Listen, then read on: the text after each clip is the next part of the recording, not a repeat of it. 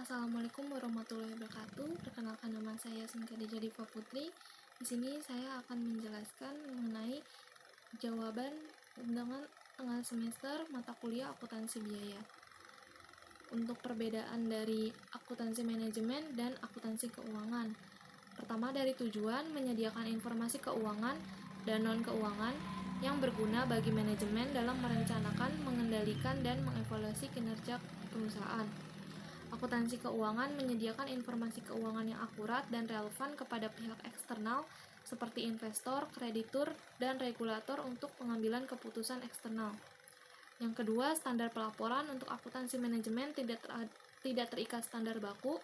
Untuk akuntansi keuangan mengikuti standar pelaporan keuangan yang telah ditetapkan seperti Generally Accepted Accounting Principles atau GAAP di Amerika Serikat atau International Financial Reporting Standard IFRS secara global.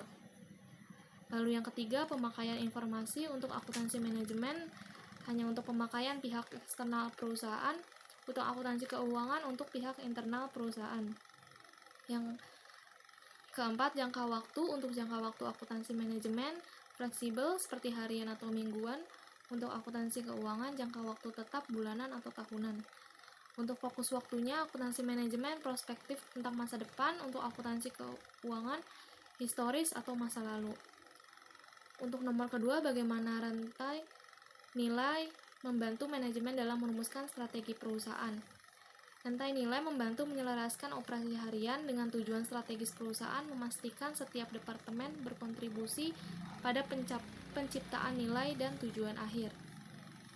Strategi biaya rendah atau cost leadership fokus pada efisiensi di seluruh rantai nilai seperti mengoptimalkan operasional dan logistik untuk meminimalkan biaya. Strategi diferensiasi meningkatkan aktivitas yang bernilai tambah tinggi seperti pemasaran inovatif atau layanan purna jual yang luar biasa untuk menarik pelanggan yang bersedia membayar lebih. Untuk perbedaan mendasar antara cost dengan expense di soal nomor 3 adalah cost, biaya yang dikeluarkan untuk membeli aset termasuk biaya pengiriman dan pemasangan. Aset ini akan berdepresiasi seiring waktu. Sementara expense tercatat di laporan laba rugi dan mengurangi pendapatan yang akhirnya mempengaruhi laba bersih. Yang keempat, siklus akuntansi biaya dan hubungan antar akun. Siklus akuntansi biaya adalah landasan yang kuat bagi perusahaan dalam memahami, mengukur, dan mengelola biaya produksi secara sistematis. Ini bukan hanya tentang angka, tetapi juga tentang informasi berharga yang membantu perusahaan untuk berkembang secara berkelanjutan. Hubungan akunnya adalah biaya bahan baku masuk ke PBB, lalu ke PBDP bersama tenaga kerja dan overhead, menjadi PBJ, dan akhirnya menjadi PBB saat terjual, mencerminkan aliran fisik dan biaya dari bahan mentah hingga produk jadi. Untuk nomor 5, perbedaan antara pembebanan biaya berdasarkan pesanan dan proses. Untuk pembedaannya, tujuan dari pembebanan biaya pesanan jenis produk. Untuk pembebanan biaya proses, tujuannya massal, homogen, atau standar. Untuk akumulasi biaya pembebanan biaya pesanan per pesanan atau per job spesifik. Untuk pembebanan biaya proses, akumulasi biaya per departemen atau proses produksi. Untuk unit biaya per pesanan bervariasi, sedangkan pembebanan biaya proses dengan biaya per unit rata-rata atau ekuivalen. Sifat produksinya dilakukan per pesanan untuk pembebanan biaya pesanan, sedangkan untuk pembebanan biaya proses berkelanjutan atau massal. Lalu untuk soal kasus 1, susunan cost of goods manufacturing 2017. Dalam zona di sini ada direct material inventory 130.000 di debit.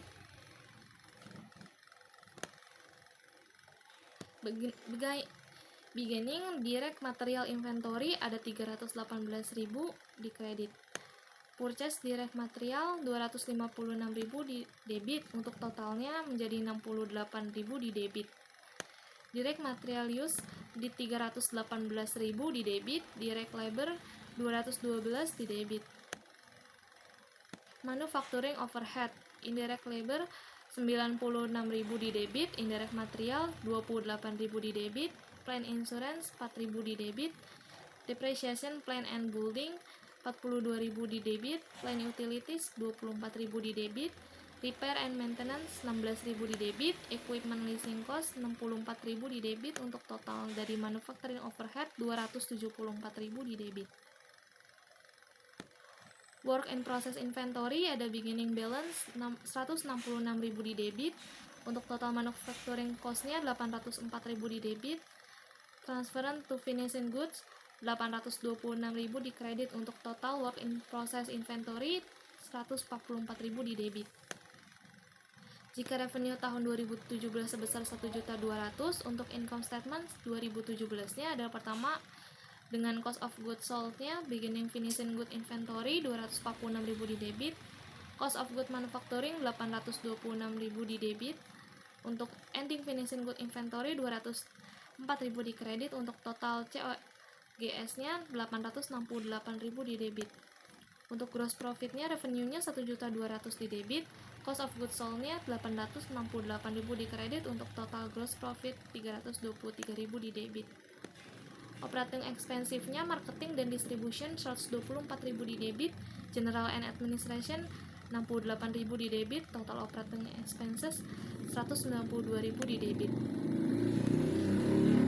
Net income 2017 untuk of goods sold-nya 868.000 di debit, operating expense-nya 192.000 di debit, revenue-nya 1.200.000 menjadi di kredit, jadi untuk total net income-nya di kredit 140.000. Untuk soal kasus 2, PT Velov untuk jurnal yang dibuat menggunakan jurnal umum Juni 2020. Untuk akunnya ada persediaan bahan baku 14.200.000 di debit, utang dagang 14.200.000 di kredit.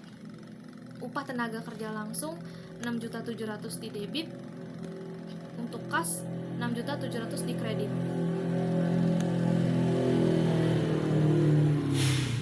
Upah tenaga kerja tak langsung 2.750.000 di debit, untuk kas 2.750.000 di kredit. Biaya telepon dan listrik 225.000 di debit dan kasnya 225.000 di kredit. Biaya pemeliharaan gudang 450.000 di debit dan kasnya 450.000 di kredit. Biaya asuransi gedung 350.000 di debit, kasnya 350.000 di kredit. Biaya lain-lain pabrik 175.000 di debit, untuk kasnya 175.000 di kredit. Utang dagang pembelian bahan baku 11.800.000 di debit dan kasnya 11.800.000 di kredit. Beban operasional pabrik 375.000 di debit, akumulasi penyusutan gedungnya 375.000 di kredit. Beban operasional pabrik 180.000 di debit, akumulasi penyusutan mesin di kredit 180.000. Untuk soal kasus 2, keterangan dari yang tercantum pada soal. Untuk manufacturing overhead, maintaining debt-nya $1.800.000, untuk assembly debt-nya $3.600.000. Direct manufacturing labor cost-nya $1.400.000, untuk assemble debt-nya $2 juta. Direct manufacturing labor hours-nya 100.000 dan 200.000. Machine hour 50.000 di machine depth dan assemble depth 200.000. Budget manufacturing overhead atas masing-masing departemen. Machine departemen basis alokasi machine hours, beban yang dialokasikan berdasarkan jam mesin. Budgeting overhead manufacturing overhead dibagi mesin hour 1.800.000 dibagi 50.000 sama dengan $36 per mesin hour. Assemble department basis alokasi direct manufacturing labor cost, beban yang dialokasi berdasarkan biaya tenaga langsung. Budgeting overhead manufacturing overhead dibagi direct labor cost 3.600.000 dibagi 2.000 sama dengan 180% dari biaya tenaga kerja langsung. Untuk data job 494 per bulan Februari, overhead dialokasikan dikurangi machining depth sama dengan 2.000 mh machining hours dikali $36 sama dengan $72.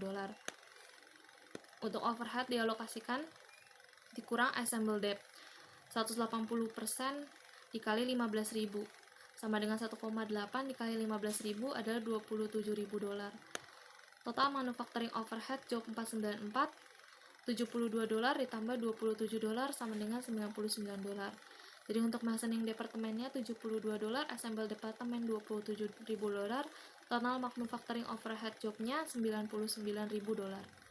Sekian penjelasan dari saya, kurang lebih mohon maaf. Wassalamualaikum warahmatullahi wabarakatuh.